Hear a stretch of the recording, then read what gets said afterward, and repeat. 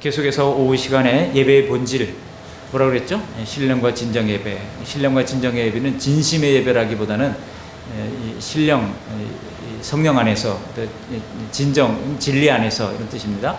원문을 그대로 해석하면요, 진리 안에서, 그다음에 성령 안에서 드려지는 예배입니다. 우리가 뭐 정원수 떠놓고 정성 들여서 예배하는 것, 그런 의미로 이해하면 안 됩니다. 성령 안에서, 진리 안에서. 그리고 예배 정신 두 가지로 말씀드렸죠. 부복과 섬김이라고 말씀드렸습니다. 주님 앞에 부복하는, 엎드리는 연습이라고 할 수 있어요. 예배는 주님 앞에 주님이 나의 주님입니다 라고 인정하는 고백의 연습, 이게 예배입니다. 그리고 섬김, 교회를 형성하기 위해서는 다양한 섬김이 필요해요. 말씀의 섬김, 찬양의 섬김, 또 순서 맡은 섬김, 기도의 섬김, 또 교사의 섬김, 또 주방의 섬김, 청소의 섬김, 섬김이 필요합니다. 그래야 말없이 섬기는 여러분들이 있기 때문에 교회가 성립이 되지, 그렇지 않으면요 교회가 될 수가 없습니다. 이렇게 부복과 섬김, 이게 이제 예배 정신이거든요. 이런 것들을 우리가 다루는 중에 우리가 그동안 이제 예배의 여러 요소를 또 살폈습니다. 말씀의 요소, 기도의 요소, 그리고 찬송의 요소, 또 신앙 고백의 요소, 헌금의 요소, 그리고 축도의 요소에 대해서 말씀을 드렸고, 오늘은 성례에 관해서 말씀하는 중에 특별히 세례로 좁혀서 말씀을 나누려고 합니다. 먼저 여러분 단어 공부 좀 해보겠습니다. 이 성례라고 하는 것을요, 성례에는 두 가지가 있죠. 기독교 성례는 두 가지가 있습니다. 뭡니까? 세례와 성찬이 있잖아요. 이 성례를 뭐 사크라멘트라고 하거든요. 영어로는 사크라멘트라고 하는데, 이게 라틴어에서 온 말이에요. 사크라멘툼이라고 하는 라틴어에서 이 성례라고 하는 말이 나왔는데요. 그 사크라라고 하는 말이 세이크리드, 그러니까 거룩하다라고 하는 뜻을 가지고 있습니다. 옥스퍼드 사전에 보니까 참여자에게 영적 은혜를 나눔으로써 영적 유익을 가진 것으로 간주되는 종교의식, 이렇게 되어 있습니다. 여러분, 이 단어가 이제 오늘 말씀도 그렇거니와 에베소서 6장 18절에 19절 이하에 보시면, 또 나를 위하여 구할 것은 내게 말씀을 주사 나로 입을 열어 복음의 비밀을 담대히 알리게 하옵소서 할 때 그 비밀에 해당되는 말입니다.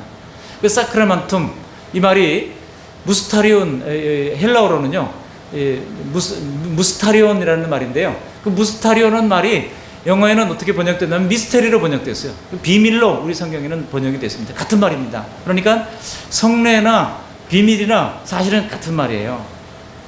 골로새서 1장 27절에도 그 무스타리온이라는 헬라어 단어가 나오는데, 거기 보면 이렇게 되어 있어요. 하나님이 그들로 하여금 이 비밀의 영광이 이방인 가운데 얼마나 풍성한지를 알게 하려 하심이라. 이 비밀은 너희 안에 계신 그리스도시니 곧 영광의 소망이니라. 여러분, 이 단어가 신약 성경을, 신약 시대를 이제 지나가면서 교회에는 성례를 뜻하는 단어로 쓰이게 됐던 것입니다. 그러니까 원래 사크라멘툼, 이렇게 세이크리드, 거룩하게 하다라고 하는 뜻으로부터 출발한 이 말이 나중에는 비밀이라는 말로 이렇게 변천되는 과정을 거쳤다는 거예요. 예배 시에 성례를 행함으로써 그리스도인들은 외적 표지를 통해서, 외적 표지가 뭡니까? 이제 구체적으로 물에 침수를 하거나, 혹은 물을 위에 찍어서 바르거나 하는 그런 외적 표지, 혹은 또 구약 시대는 할례가 있었죠. 그런 할례 외적 표지를 통해서 내적인 그런 신령한 은혜를 더 덧입는 그런 기회인 것을 말씀하고 있는 것입니다. 정리하자면요, 물과 떡이라든지 포도주라든지 이런 외적 의식을 통해서 내적, 즉 하나님의 베푸시는 은혜를 이제 발휘할 때 외적 표지를 통하여 내적 의미를 경험하는 의식, 이것이 바로 성례라고 할 수가 있습니다. 이해가 되시나요?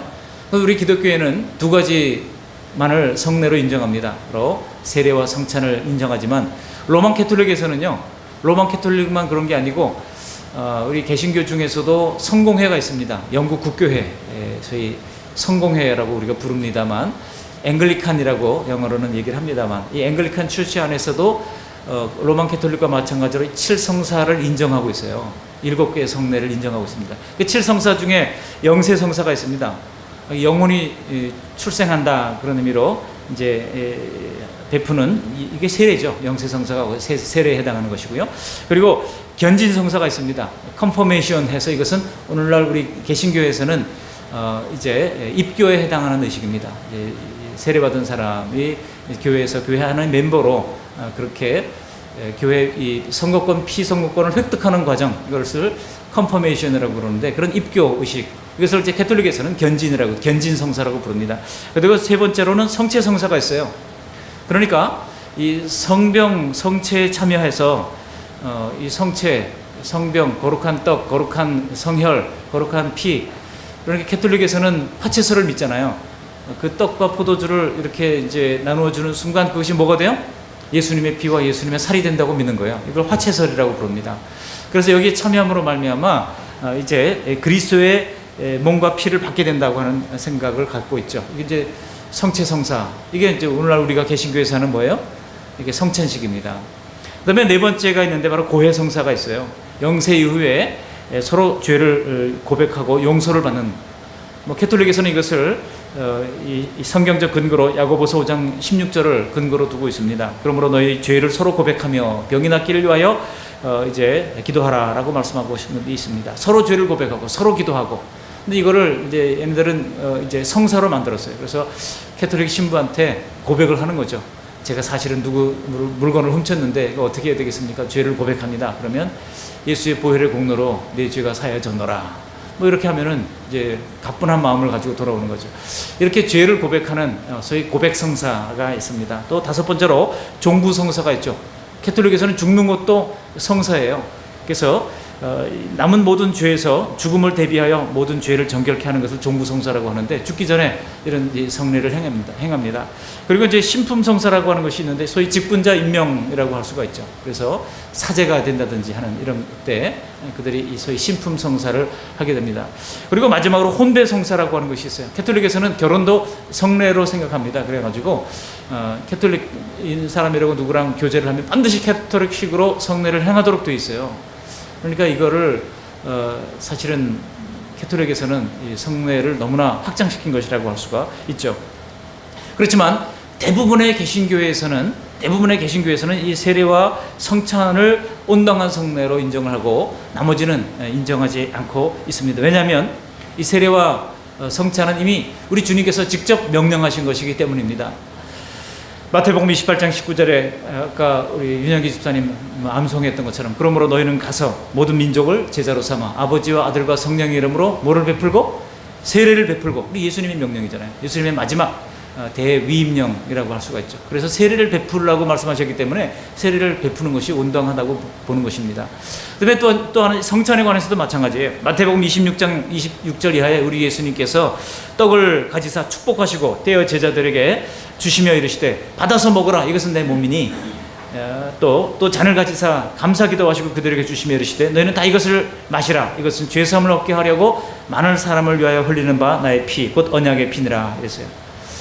예수님의 명령에 따른 이런 두 가지 성례는 초대교회인 예루살렘 교회 모습 속에서도 기록이 됩니다. 그래서 사도행전 2장 41절 이하에 보면 그 말을 받은 사람 베드로와 요한이 설교를 들은 사람들이 세례를 받았다고 말씀하고 있죠. 세례식이 초대교회 당시 예루살렘에서도 있었다는 겁니다. 세례를 받음에 이날의 신도의 수가 3,000이나 더하더라. 얼마나 여러분 대형 세례가 베풀어졌는지 알 수가 있죠. 그래서 아마 사도들이 3,000명 하려고 그러면 아마 저도 군대에서 세례를 이렇게 군 진중 세례를 할 때요 한 300명 정도 이렇게 세례를 했는데 이게 허리가 아파가지고 나중에 왜냐면 얘네들이 무릎을 꿇잖아요. 그러면 그 성수를 이제 장로님이 바치고 있고 그거를 세례를 이렇게 줘야 되는데 얘네들이 무릎을 꿇고 있는데 이름을 모르잖아요. 이름을 어깨에다가 붙입니다. 어깨에다가 이름을 이제 뭡니까 그런데 붙여가지고 이름을 탁 크게 써요. 그러면 이제 이름을 보고 세례명을 틀리지 않도록 세례를 주는데 이게 꾸부정하게 허리를 굽히고요. 300명을 그냥 계속 내리 누르다 보면은요 이게 허리가 아파가지고 나중에는 못해가지고 나중에 교대하고 손을 들면 다른 목사님이 나와서 교대하고 이렇게 해서 했던 적도 있습니다만 그러니까 12사도가 3,000명을 이거 했다니까 말이죠. 그날에 그랬어요. 그날에 신도의 수가 3,000명이나 더 하더라. 하루 종일 그들이 아마 이거 했을 겁니다. 그렇지만 이렇게 세례와 성찬 이외에 개신교에서도 이런 성공회 가운데서는 이런 칠성사를 인정하는데 다만 성공회에서는 이 두 가지를 주님의 성례라고 불러요. 세례와 성찬은 주님의 성례. 그리고 나머지 5가지를 교회의 성례로 좀 구분해서 부르고 있습니다. 그러니까 일반 모든 우리 개신교 16개 교단이 있지 않습니까? 장로교, 또 청결교, 그다음에 구세군, 그다음에 감리교, 또 오순절, 그리고 또 뭐가 있습니까? 그리스도교, 그다음에 형제교회, 그다음에 뭐 있습니까? 등등 아무튼 뭐 우루토교 뭐 이런 것이 다 포함해가지고 대략 한 16개 우리가 서로 인정하는 교단이 있는데요. 이런 그 교단에서 장로교를 하나로 칠 때 그런 겁니다. 장로교 안에도 복잡하죠. 그렇지만 장로를 하나로 칠 때 대략 한 16개 교단을 우리나라에 지금 없는 미국에 가면 조합교회라고 하는 것이 있습니다. 컨그리게이셔널 처치라고 부르는 조합교회가 있고 또 영국에 가면은 자유교회라고 하는 것이 있습니다. 프리처치라고 하는 것이 있고요. 이런 모든 것들을 다 포함해서 전 세계적으로 치면 한 16개 교단 개신교회가 서로 인정하는 그런 교단들입니다. 이런 교단들에서는 성공회를 제외하고는 전부 다 이 두 가지 성례만을 온당한 성례로 인정을 합니다. 오늘 이러한 말씀 가운데 특별히 이제 성례에 대한 이런 이해를 바탕으로 세례에 관해서 좀 집중해서 잠깐 말씀을 드리려고 합니다. 이 세례가 오늘날 그리스도인들의 성례의식으로 자리 잡게 된 데는 몇 가지 역사적 이제 사실이 있었어요. 그래서 바로 할례로부터 출발했다는 겁니다.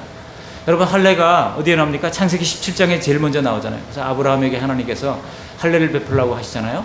그래서 이제 할례를 베풀게 되는 그 일이 일어나게 됩니다. 그러니까 그 사람이 할례를 통해서 언약 공동체에 들어있다고 하는 외적 표시, 이것이 바로 할례였어요. 뿐만 아니라 소위 의식적 시스템이 있습니다. 이스라엘 사람들은 레위기에 보면은 의식적인 시스템, 종교적인 어떤 종교 의식적인 정결례가 있었습니다. 그래가지고 시체를 만지면은 그것을 손을 씻어야 되고 목욕을 해야 되고 또 어떤 것이 이제 더러운 것이 옷에 닿으면은 그것을 빨아가지고 이렇게 있어야 되고 어떤 경우는 일주일 동안 부정하고 어떤 데는 하루 동안 부정하고 이렇게 해가지고 그 부정한 것으로부터 멀리하는 그런 그 종교적 의식적 시스템이 있어요. 지금도 여러분 예루살렘에 가가지고 이 정통 유대인 거리가 있습니다. 정통 유대인 거리의 식당에 가보면은요, 식당의 입구에 쫙 뭐가 있는지 아세요? 이 손 씻는 이 베이신이 쫙 있어요. 손 씻는 그래가지고 먼저 손을 씻고 그 다음에 들어가야 돼요. 그러니까 우리 예수님께서도 바리새인과 서기관들이 왜 당신의 제자들은 음식을 먹을 때 손 씻지 않고 밥 먹습니까? 라고 막 실문을 했잖아요. 그 사람들은 그 씻는 게 그만큼 중요했던 것입니다. 이게 종교적인 의미를 가지고 있어요. 의식적 시스템입니다. 반면에 여러분 이슬람에서는 이제 구약을 그대로 받아들이다 보니까 그 의식적 시스템을 도입해가지고 이슬람 이 회당에 이슬람에서는 그 뭡니까 이 이슬람 그 사원에 들어가기 앞서서 걔네들은 뭐가 있어요? 발을 씻어요. 걔네들은 또 발을 씻고 또 맨발로 들어가서 그들이 엉덩이를 하늘로 지켜들고 그렇게 이제 메카를 향해서 이제 고개를 숙이고 예배를 합니다만, 이러한 의식적 시스템의 요소가 개신교회도 있고 로만 캐톨릭 교회도 있고 또 이제 그런 그 심지어 이슬람 가운데도 있는 것을 발견할 수가 있습니다. 그래서 이런 의식적 시스템 이런 것들이 어떻든 깨어진 하나님과의 관계, 죄로 말미암아 깨어진 하나님과의 관계를 다시 회복한다고 하는 그런 의미가 있는 것이죠. 그런데 세 번째는 이제 이방인의 경우에 이방인들이 입교할 때는 침수식을 거쳐야 했습니다. 그래서 이방인이 나는 보니까 유대인의 교훈이 참 너무나 좋아서 이제 구약적 하나님의 말씀을 내가 받아들이기를 원했던 그런 사람들이 있었어요. 그런 사람들은 먼저 하나님의 말씀을 교훈합니다. 그래서 이제 성경의 말씀을 가지고 특별히 모세오경의 말씀을 가지고 교훈하고 그 다음에 침수식을 거행합니다. 그래서 침수식을 거행하고 또 할례식을 행합니다. 그리고 동물 제사를 드림으로써 이 사람도 이방인이지만 이제 그리스도인의 형제 가운데 들어오게 됐던 것을 인정해 줬어요. 그래서 여러분 성전의 그 모형을 보세요. 성전의 모형에 보면은 이방인의 뜰이라고 하는 것이 있습니다. 그러니까 이방인은 여기까지 들어올 수 있다는 거예요. 그다음에 이제 유대인의 뜰이 있고 그다음에 이제 뭐 지성소가 있고 이런 식으로 돼 있죠. 그래서 이런 그 명확한 구분이 있었던 것을 이제 볼 수가 있습니다. 그래서 이방인들이지만 그러나 여전히 하나님의 이 언약 공동체 안에 들어올 수 있는 길을 이미 구약에서부터 열어놓았다고 하는 것을 알 수가 있습니다. 그럴 때 사용되었던 것이 이제 이방인 입교 시의 침수식이라고 하는 거예요. 그리고 나서 또 하나가 있는데 바로 세례 요한이 베풀었던 회개의 세례가 있습니다. 여러분 세례 요한이 베풀었던 세례가 성경에 보면 뭐라고 되어 있나요? 회개의 세례라고 되어 있어요. 그래서 그 회개의 세례, 마가복음 1장 4절에 보면 그가 회개의 세례를 베풀었던 것을 말씀하고 있습니다. 이러한 의식이 기독교 세례가 있기 전부터 이미 존재했다는 것입니다. 그리고 기독교적 세례와 어느 정도 그런 그 연속성이 있고 유사성이 있음을 알 수가 있습니다. 할례에 관해서도요. 할례에 관해서도 여전히 언약적 관점에서 보면 그런 연속성이 있는 것을 알 수가 있습니다. 오늘날 우리가 물론 개신교에서 할례를 행하지는 않죠. 그러나 그 정신은 여전히 이어지고 있는 것을 알 수가 있습니다. 골로새서 2장 11절 이하에 보시면 이렇게 되어 있어요. 너희 또 그 안에서 너희가 손으로 하지 아니한 할례를 받았으니 곧 이제 육의 몸을 벗는 것이요 그리스도의 할례니라. 너희가 세례로 그리스도와 함께 장사되고 또 죽은 자들 가운데서 그를 일으키신 하나님의 역사를 믿음으로 말미암아 그 안에서 함께 일으키심을 받았느니라 그랬어요. 그러니까 이제 우리도 예수 믿는 사람도 할례를 받았는데 이제는 손으로 하는 할례, 구약적 육의 할례를 받은 것이 아니라 이제는 이제 그리스도의 할례, 그리스도를 통하여 우리의 과거의 육신의 모습을 베어버리는 그런 그리스도의 할례를 우리가 받게 됐다는 겁니다. 그래서 여러분 갈라디아서 2장 20절 말씀이 그죠? 이제는 이제 그리스도 더불어 함께 사는 그런 그 새로운 시대가 열린 것을 말씀하고 있는 것입니다. 오늘 이러한 요소를 가운데 이 세례의 의미를 세 가지로 나누면서 하나님의 말씀의 은혜를 정리하고자 합니다. 첫 번째로 신약 성경에 나타난 세례의 의미는요 세 가지로 정리됩니다. 첫 번째는 바로 삼위 하나님의 소유가 된다는 의미입니다. 그래서 하나님의 생명에 참여한다고 하는 그런 의미, 우리 소유권이 주님 앞으로 넘어갔다는 의미예요. 세례는요. 마태복음 28장 19절에 그러므로 너희는 가서 모든 민족을 제자로 삼아 아버지와 아들과 성령의 이름으로 세례를 베풀고 그랬습니다.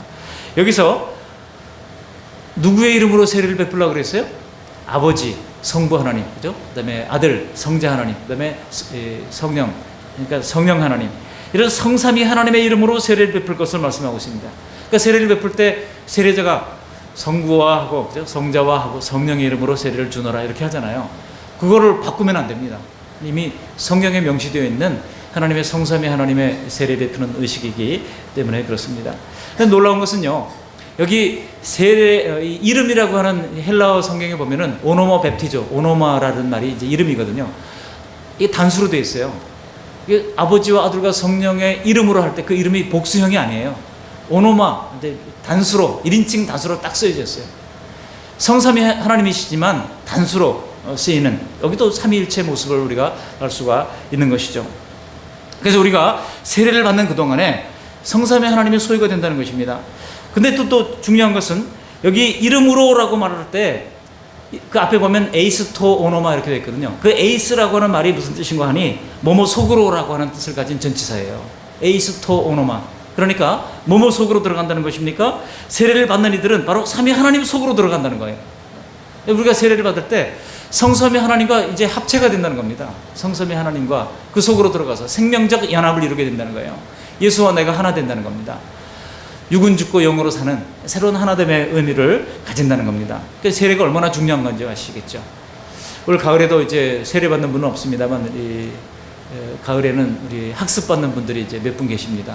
우수정 성도님, 황현동 성도님, 또 박한상 성도님 아직 학습도 받지 않았는데 이런 분들을 이제 대상으로 할 텐데 이분들이 잘 받아야 될 텐데 걱정입니다. 여러분 예수 믿는 의미를 알고 우리가 세례를 받아야지 그렇지 못하고 얼떨결에 받아가지고 옛날에 어떤 목사님이 자기가 왜 신학을 하고 이제 예수 믿게 됐는지를 소개하더라고요. 자기가 군대 있을 때 훈련소에서 세례를 받았다는 거예요. 또 왜 세례를 받았냐 그러니까 초코파이 준다 그래가지고 찰떡 초코파이 받으려고 가서 교회 가면 거기 세례를 주는데 찰떡 초코파이를 준대더라. 그래가지고 세례를 받았다는 거예요. 세례를 받고 나니까 자기가 원래 불자인데 세례를 받고 났으니까 이거 이제 소속이 바뀌었잖아요. 그러니까 교회에 와가지고 나중에 이제 제대를 하고 나서 이제 교회를 다니기 시작했는데 그 목사님이 세례를 받았다. 그러니까 세례의 의미를 설명해 줬다는 거예요. 그러니까 이제 자기가 목사님 다음 주에는 제가 못 나오겠습니다. 왜 못 나오냐 그러니까 자기가 자기한테 수계를 줬던 그 스님한테 가서 좀 얘기를 하고 와야 될 것 같습니다. 시간이 안 되니 주일날 다음 주에는 가서 제가 얘기를 하고 그리고 정식으로 교회 다니겠습니다. 그랬다는 거예요. 그래 가가지고 이제 스님한테 가서 제가 세례를 받았습니다. 교회에서 세례를 받았으니 이제 소속이 바뀌었으니 이제 마지막 인사를 드리러 왔습니다. 하고 선물 하나 안기고 그리고 이제 돌아왔다는 겁니다. 그리고 나서 이제 소속이 이제 바뀌었잖아요. 소속이 바뀌어가지고 그것 때문에 열심히 신앙생활하다가 하나님의 은혜를 받고 목사님 돼가지고 지금 대구에서 목회 잘하고 있어요. 여러분 소속이 바뀐 겁니다. 그분은 초신자였지만 이 소속이 바뀐다고 하는 것을 확실히 아는 거예요. 세상의 소속이 아니고 이제는 성삼위 하나님께 소속이 되었던 거예요. 그 속으로 우리가 들어간 거니까. 그래서 생명적 연합, 이것이 바로 이 세례의 의미라고 하는 것입니다. 두 번째 의미가 있습니다. 두 번째는요, 특별히 그 중에서도 예수 그리스도의 연합을 나타낸다는 거예요. 성삼위 하나님과 연합일 뿐만 아니라 특별히 예수 그리스도와의 연합이라는 겁니다. 여러분 오늘 본문 말씀 다시 한번 읽어보실까요? 3절 4절 같이 읽어보십니다. 무릇 그리스도 예수와 합하여 세례를 받은 너희는 그의 죽으심과 합하여 세례를 받은 줄을 알지 못하느냐. 그러므로 우리가 그의 죽으심과 합하여 세례를 받음으로 그와 함께 장사되었나니 이는 아버지의 영광으로 말미암아 그리스도를 죽은 자 가운데서 살리신 것 같이 우리로 또한 새 생명 가운데서 행하게 하려 하심이라. 옛날에 우리 손준호 간사님 찬양 인도할 때 즐겨 찬양했던 것 중에 그의 손에 나의 손을 포개고 그의 발에 나의 발을 포개고 그리고 주와 함께 죽고 주와 함께 다시 살아, 그런 가사가 나오는, 얼마나 끔찍합니까? 주님의 십자가 못 박힌 손에 내 손을 포갠다는 거예요. 생각만 해도 끔찍하지 않습니까? 그리고 그의 발에 내 발을 포갠다는 겁니다. 여러분 이게 주님과 함께 죽고 주님과 함께 다시 산다는 그런 의미죠. 성삼위 하나님과 속으로 들어가는 것은 사실 더 엄밀하게 말하면 예수 그리스도와 함께 죽고 함께 산다고 하는 그런 의미라고 하는 거예요. 여러분 세례받는 것이 이토록 중요한 것입니다. 근데 여전히 나는 살아있고, 그죠? 내가 살아있고, 내 성깔이 살아있고, 그건 뭐예요? 아직도 덜 죽었다는 거예요. 여러분 김치가 맛있으려면 절일 때 잘 죽어야 맛있잖아요. 근데 아직도 펄펄 살아있어요. 그러면 어떡합니까? 아유 덜 죽었네 하고 소금을 더 뿌리잖아요. 확 뿌려버리잖아요. 완전히 그냥 축 처져서 죽을 정도가 돼야, 그래야 나중에 잘 씻어가지고 이제 맛있는 김치가 나오는 것이죠. 그런 것처럼 우리 예수 믿는 사람들은요, 예수님과 함께 죽는 거예요. 그의 손에 나의 손을 함께 포개고 그의 발에 나의 발을 포개고 함께 십자가에 못 박혀서 죽는 것이고 또 그와 함께 다시 살아나는 것입니다. 그래서 오늘 4절에 뭐라고 그럽니까? 4절 하반절에 보면 이는 아버지의 영광으로 말미암아 그리스도와 함께 그리스도를 죽은 자 가운데서 살리신 것 같이 우리로 또한 새 생명 가운데서 행하게 하려 하심이라. 그래서 이제는 예수와 함께 죽고 예수와 함께 살아서 새 생명으로 살아가는 삶을 산다고 하는 것이 세례의 중요한 의미라고 하는 것입니다. 실제로 골로새서 2장 12절에도 이렇게 말씀합니다. 너희가 세례로 그리스도와 함께 장사되고, 그랬어요. 세례받은 것은 그리스도와 함께 장사된 거예요. 우리 정은민 성도님 세례 받으면 그리스도와 함께 장사된 거예요. 예전에 정은민은 죽은 거예요. 우리 정은민 성도님 중앙감리교에서 세례 받고 또 우리 교회 또 와서 이렇게 성도 되었으니 참 얼마나 감사한지 몰라요. 중앙교회는 뭐 사람들이 넘치니까 우리 교회 와서 해도 덜 미안하더라고요. 우리 권 목사님 제가 잘 압니다만 괜찮아요. 거기는 워낙 많으니까. 3,000명이 넘잖아요. 여기는 우리 강원도에 3,000명 넘는 교회가 딱 2개밖에 없어요. 춘천 중앙감리교회하고 원주 중부교회 2개밖에 없어요. 근데 아무튼 우리처럼 이렇게 작은 교회지만은 여러분 중요한 것은 무엇입니까? 교회 사이즈가 중요한 게 아니에요. 정말 그리스도와 함께 죽었는가? 정말 그리스도와 함께 죽었는가? 근데 나는 죽고 하다가 자꾸 죽다 보니까 나중에 속에서 또 이렇게 뭔가 마그마 같은 게 올라오면 아직도 나는 덜 죽은 거예요. 여러분 마그마가 올라올 때가 있어요, 없어요? 솔직히. 자꾸 스트레스 받다 보면 마그마가 싹 올라와요. 나중에는 화산 폭발할 지경까지 이르죠. 그럴 때 오늘 말씀을 기억하시기 바랍니다. 나는 죽었다. 주와 함께 죽었다. 주와 함께 죽고 주와 함께 사는 것. 여러분 이것이 세례의 의미라고 하는 것입니다. 그래서 수세자의 참된 믿음이 전제될 경우에 세례는 바로 그리스도와 함께 연합, 죽고 함께 장사 지내고 함께 부활하게 되는 그리스도와 함께 연합이라고 하는 영적 의미가 있다는 것입니다. 자, 이해되십니까? 첫 번째 의미가 뭐예요? 성삼위 하나님 속으로 들어가는 거라고 그랬어요. 그죠? 에이스토 오노마. 성삼위 하나님의 이름 안으로 들어가는 거예요. 그 다음에 두 번째로는 뭐예요? 예수 그리스도와 함께 죽고 함께 사는 것입니다. 생명적 연합입니다. 또 세 번째 의미는 뭡니까? 이제 그리스도의 몸으로서의 연합입니다. 그리스도의 몸으로서의 연합이라고 하는 것은 사실 교회의 정식 멤버가 된다는 뜻입니다. 교회의 멤버가 된다는 거예요. 여러분 교회는 우리 몸으로 우리 주님께서 묘사를 많이 하고 있습니다. 성경에 보면 굉장히 많이 나와요. 몸으로서의 교회. 그래서 머리는 누구예요? 예수 그리스도. 우리는 다 몸이에요. 그리고 우리는 몸에 서로 다른 부분을 차지하고 있는 지체인 것입니다. 그래서 손과 발이 서로 싫어한다 그래가지고 넌 발이 필요 없다, 손이 필요 없다 할 수가 없다는 거예요.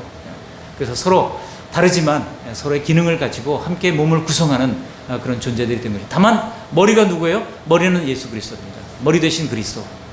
그래서 우리는 이 머리 대신 그리스도를 중심으로 한 이 교회의 병입이 되게 된 거예요. 세례를 받음으로. 그러니까 세례받지 않은 교인은 엄밀하게 말하면 교인이라고 할 수도 없어요. 세례를 받을 때부터 이제 명확한 교인이라고 할 수가 있습니다. 그러니까 세례받지 않은 사람은 임시교인이에요. 사실 임시교인. 요즘은 명칭이 좀 바뀌었습니다만 옛날에는요, 불과 몇 년 전에만 하더라도 저도 아직 우리 교회 이제 그 위임 목사가 되지 않았습니다만 위임받지 않은 목사를 전부 다 임시 목사로 불렀어요. 그래가지고 이제 목사님들이 아니 목사면 다 똑같은 목사지 무슨 임시 목사가 있고 뭐 그러냐 그래가지고 이름을 바꾸자고 막 해서 총회까지 가가지고 이제 시무 목사로 이름이 바뀌었습니다. 이제 임시 목사라는 이름은 없어졌어요. 우리 총회 100년 역사에 아주 중요한 결정을 한 거예요. 그래서 임시 목사 제도는 없어지고 이제 이 시무 목사가 됐습니다. 그 말씀께 시무 목사는 이제 엄경 목사인 거예요. 근데 이제 사실은 우리 장로님을 세우고 조직교회가 되면 위임식을 거쳐서 위임 목사가 될 수 있습니다. 근데 이제 갑자기 통합이 뭐 우리가 기대했지도 않았는데 갑작스러운 하나님의 선하신 뜻으로 말미암아 이제 교회가 통합되게 됐잖아요. 교회가 합병이 되면 양쪽 교회로 구성된 새로운 이 교회 구성원이 공동회의를 거쳐가지고 위임 목사 청빙 청원을 내야 됩니다. 그러면 이제 빠르면 내년 봄노회 때 가을노회는 안 되고요. 가을노회는 우리 병합 문제를 다뤄야 되고 봄노회 때 통과되면 이제 그쪽 지금 양문교에서도 두 분이 장로 이제 피택 장로가 있거든요. 이분이 이번에 서류 이제 다 냈고 통과되면 시험을 봐야 됩니다. 시험을 8월 중에 보게 될 텐데 시험이 통과되면 이분들이 이제 가을노회 때 장로 이제 허입을 받게 됩니다. 그러면 장로 장립식을 해야 되는데 내년에 제가 그 이제 위임 청빙 청원이 만약 통과된다 그러면 이제 함께 하면 제일 좋을 것 같아요. 그 그림이 이제 그렇게 이제 큰 스케줄을 가지고 있습니다만, 근데 이제 목사도 사실 위임식을 하기 전까지는 그냥 옛날에는 임시 목사였던 것처럼 성도들도 세례를 받기 전에는 다 임시교인이에요. 임시교인. 투표권이 주어지지 않습니다. 임시교인들은요. 그렇기 때문에 선거권, 피선권이 있는 것은 법적인 의미에서의 중요한 역할을 할 수 있는 것은 바로 세례 혹은 입교인들. 유아세례 받았던 사람의 경우에는 이제 14살 만 14세 이후에 입교식을 거쳐서 이제 지금 또 총회에서 그 입교식 시간이 늦다 해서 입교식을 좀 땡기자 해가지고 지금 또 땡기는 운동이 좀 벌어지고 있어요. 아마 10세, 12세 정도로도 낮춰질 가능성이 있습니다만 그거는 이제 이번에 총회에 어떻게 될지 두고 봐야 되겠죠. 그런데 그렇게 교인으로서의 이제 병입이 되는 것을 이 세례의 중요한 의미라고 할 수가 있습니다. 고린도서 12장 13절에 우리가 유대인이나 헬라인이나 종이나 자유인이나 다 한 성령으로 세례를 받아 한 몸이 되었고 또 한 성령을 마시게 하셨느니라고 말씀하고 있습니다. 한 성령을 마시게 하셨느니라. 갈라디아서 3장 27절 이하는 말합니다. 누구든지 그리스도 합하기 위하여 세례를 받은 자는 그리스도로 옷 입었느니라. 너희는 유대인이나 헬라인이나 종이나 자유인이나 남자나 여자나 다 그리스도 예수 안에서 하나이니라. 우리 합동 측에서는요 아직도 여성 안수 문제가 이게 허락이 되지 않고 있습니다. 지금 이제 110년 역사가 넘었습니다만 여성들이 이 여성 목사를 인정하지 않고 있어요. 근데 이제 최근에 우리 이제 여전도사님들 나이 많으신 60 넘고 뭐 70이 넘으신 전도사님들이 총회 뭐 헌의도 하고 그래서 이제 여성 리더십에 대한 포럼을 열겠다 하고 이제 세미나를 열겠다 하고 교회를 빌리려고 하니까 교회가 다 그런 문제라면 우리가 괜히 좀 총회 어르신들한테 찍히기 싫습니다 해가지고 다 거부하는 거예요. 근데 그 새 에덴 교회 소강성 목사님이 좋은 일이다 그거 해야죠 하고 지금 뭐 감리교회도 다 여성 목사가 있고 통합 측에도 여성 목사가 있는데 우리 합동 측만 지금 없는데 이거 그러다 보니까 여성 인재들을 다 뺏기게 된다. 그러니 우리가 이거를 전향적으로 검토를 해야 된다 해가지고 장소 제공하고 점심 제공하고 다 선물 보따리 주고 해가지고요. 얼마 전에 그 세미나를 했어요. 그래서 결과가 어떻게 됐는지는 이제 총회가 지나고 나면 발표가 되겠습니다만 지금 그런 움직임이 있습니다. 중요한 것은 이미 예수님 시대에 남자나 여자 없이 다 하나라고 그랬어요. 여러분 예수님 당시에는 어떻습니까? 여자는 숫자도 치지 않았어요. 여자는 여성들이 여기 많은데 참 죄송합니다만 숫자를 셀 때 여자는 그냥 하나 둘 여자 건너뛰고 셋 넷 여기 지금 5명밖에 없어요 지금. 그러니까 그런 시대에 2000년 전에 성경이 뭐라고 남자나 여자나 다 하나라고 말씀했어요. 여러분 개신교가 한국에 들어와가지고 왜 여성들이 교회에 많은지 아십니까? 교회 가보니까 여성들이 존재를 찾게 됐다는 거예요. 그전에는 여성들이 이름이 없었습니다. 김씨, 송씨, 박씨, 누구의 돼지 엄마, 누구 엄마 이런 식으로 불려다가 나중에 세례를 받으려고 그러니까 세례명이 있어야 되니까 이름을 줘야 된다 그러는 거예요. 그러니까 목사님이 져주세요. 목사님이 이름을 막 져준 겁니다. 그래서 김미듬, 뭐 최성령, 이렇게 막 이름을 붙인 거예요. 김베드로 이렇게 막 붙인 거예요. 그래가지고 왜냐하면 세례를 받아야 되니까. 그래서 뭐 김안나 뭐 성경에 나오는 그 여성들 이름 있잖아요. 그 이름을 막 붙여가지고 이름을 줘서 세례를 베풀게 됩니다. 근데 세례를 베풀기 위해서는 기본적으로 고백해야 되는 내용이 있거든요. 근데 그 고백하는 내용을 가르치려니까 한글을 모르네, 이 사람들이. 그러니까 최초로 구한말 시대에 한글 학교를 만들었던 것이 바로 교회입니다. 그래서 교회에서 여성들이 한글을 배우게 하고 이름을 주고 하니까, 여러분 김춘수 씨의 시 가운데 그런 것이 있잖아요. 내가 내 이름을 불러주기 전에는 뭐 그런 시가 있어요. 그죠? 이름이 중요합니다. 이름을 불러주기 전까지는 아무런 의미가 없는 거예요. 이름을 불러줄 때 의미가 있는 겁니다. 여러분 옆 사람 이름 한번 불러보세요.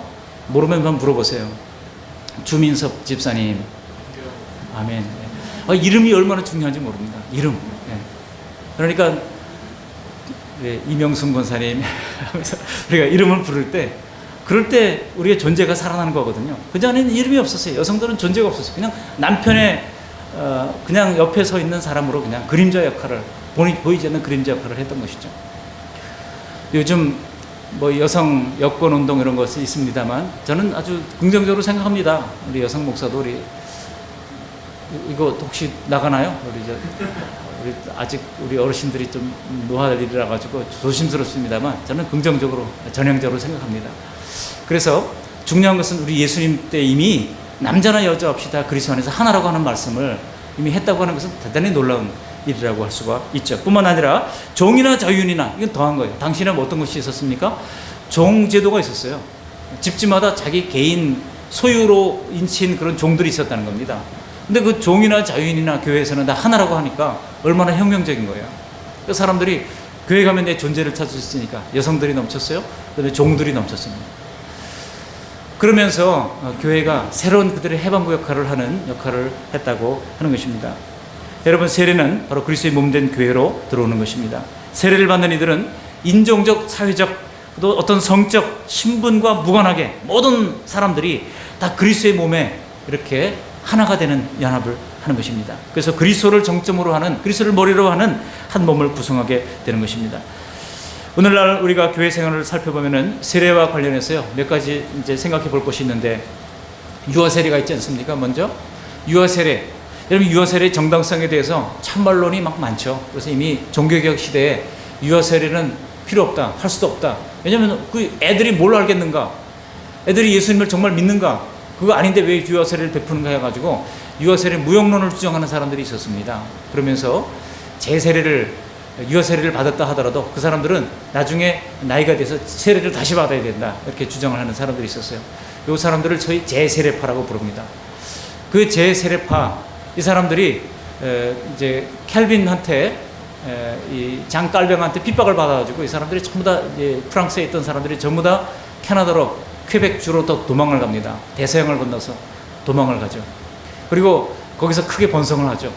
이 사람들이 지금 이제 한국에도 들어와가지고 여전히 다시 포교 활동을 하기도 있고, 한국에도 재세례파 교회가 지금 한 서너 개 됩니다만은, 그런 그 재세례파 논란이 여전히 있습니다만, 이 유아 세례 문제가 있습니다. 그렇지만 침례교회는요, 신자 세례를 고수하고 있어요. 그 유아 세례를 이제 반대를 하죠. 신자 세례라고 하는 것은 이제 세례자 자신이 명확한 의식과 신앙적 결단을 통해서 세례를 받아야 한다는 것입니다. 그러나 우리 개신교는 부모의 믿음으로 세례를 주고, 이 아이가 부모의 믿음으로 이제 다시 입교하기까지 잘 자라도록 하는 그런 의식을 가집니다. 또 경우에 따라서는 이런 유아 세례를 하지 않는 그런 교단에서도 헌화식이라고 하는 것을 하는 그런 교단이 있어요. 헌화식. 그 아이를 하나님 앞에 드립니다 라고 하는 의미로 헌화식을 하는 그런 교단이 있습니다. 통합 측에서는 어떻게 하는지 잘 모르겠는데, 혹시 여기 통합 측에서 오신 강 집사님, 헌화식을 혹시 하던가요? 그게 안 하죠? 헌화식을 하는 데가 있어요. 헌화식을 통해서 이렇게 아이를 바칩니다 하는 그런. 근데 사실 그런 헌화식이나 또 유아 세례나 사실 의미상으로 별로 다른 것은 없습니다. 그리고 하나 또 입교식인데요. 로만 캐톨릭에서는 이것을 견진이라고 합니다만, 사제가 영세를 받은 아기에게 안수를 하고 성령을 받도록 함으로써 그의 신앙을 견고히 하는 그런 의식입니다. 그러나 우리는 이것을 입교라고 하는 것을 통해 가지고 이제 신앙에 자라서 새로운 믿음으로, 자기 생각으로, 자기 믿음으로 신앙을 고백을 하고, 이제 교회에 선거권, 피선거권이 있는 투표를 할 수 있는 세례교인으로 이제 인정받게 되는 것입니다. 그리고 이제 학습이 있는데요. 학습을 우리 개신교들이요, 학습 시간을 굉장히 오래 가졌습니다. 캐터키즘이라 가지고 책이 한 권이 나와요. 캐터키즘 책이. 근데 굉장히 몇 달 동안 이걸 공부를 했어요. 근데 오늘날은 학습 이것이 점점 약화됐습니다. 그래서 교회에 지금 굉장히 약화되어 가지고 학습 교육을 아주 간단하게, 초간단하게 지금 우리가 하고, 그리고 이제 세례를 베풉니다만, 그러나 어떻든 이 학습의 과정이 굉장히 중요합니다. 그러니까 처음으로 교회를 나온 사람은 6개월간의 이제 교회 다니는 것을 보고 학습식을 하게 되고, 학습을 거쳐서 이제 세례식을 하게 되니까, 가장 빨리 세례를 받으려면 적어도 한 1년 이상은 있어야 세례를 받을 수가 있죠. 근데 그 학습 과정을 통해서 우리가 믿는 바가 무엇인지, 또 하나님이 무엇인지, 또 예수님이 무엇인지, 성령님이 무엇인지, 그리고 우리가 신앙생활하고 하는 것이 신앙과 생활이잖아요. 신앙생활이 무엇인지, 또 우리가 드리는 예배는 무엇인지, 또 교회의 여러 가지 용어들은 무엇인지, 이런 자세한 내용들을 우리가 공부를 하게 되는 것입니다. 또 성인 세례에 있어서도, 성인 세례라고 하는 것은 이제 늦게 나이 들어서 믿은 사람들, 그러면 서양의 같은 경우는요, 전부 다 세례 교육을 받으니까, 거의 학생들은 전부 다 대개 세례 교육을 받으니까, 또 어릴 때 부모를 통해서 유아 세례를 받지 못한 아이들은요, 학교마다 뭐가 있어요? RE 시간이 있습니다. Religious Education 해서 이 종교교육 시간이 있어가지고, 그 종교교육 시간에 전부 다 혹시 안 받은 애들은 거기서 다 학습을 받고 세례를 받잖아요. 그러니까 이게 당연한 것이지만, 소위 성인 세례라고 하는 것은 늦게까지 안 믿고 있다가 나중에 예수 믿고, 학생이 아닌 젊은 사람이 아닌데 세례 받는 경우는 성인 세례라고 딱으로 구분했어요. 이 사람들은 뒤늦게 믿은 사람들입니다. 그래서 수세자를 앞에 놓고 참관하면서 그 신자됨을 공적으로 이제 축하를 하게 되는 의식을 가지게 되는 것이죠. 근데 여러분, 이런 모든 세례 의식이 어디에서 일어납니까? 예배에서 일어납니다. 그래서 개인적으로 할 수가 없어요. 목회자가 개인적으로. 그래서 항상 공적인 예배 중에 이런 세례 의식을 베풀 수 있도록 되어 있습니다. 그리고 공적인 예배 중에 성찬식도 하도록 되어 있습니다.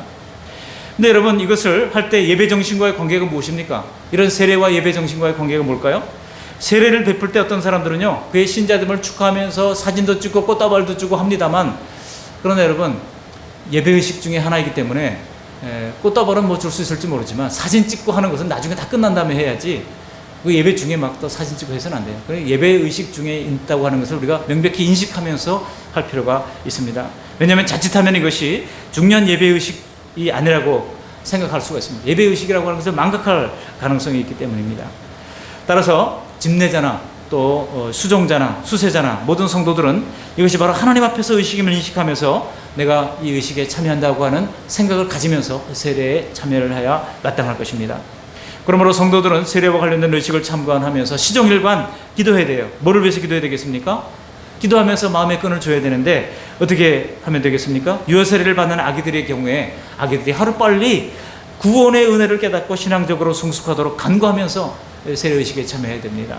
그리고 부모가 말씀과 인격으로 그 아이에게 바른 영향력을 끼칠 수 있도록 기도하면서, 그리고 바른 가치관을 가지고 신앙적 모범을 보일 수 있도록 기도하면서 참여를 해야 하는 것입니다. 이미 여기 계신 분들을 보니까 다 세례 받으신 분들이잖아요. 그런데 세례 참관할 때 우리도 그런 기도하는 마음으로, 간절한 마음으로 그렇게 참여해야 마땅한 것입니다.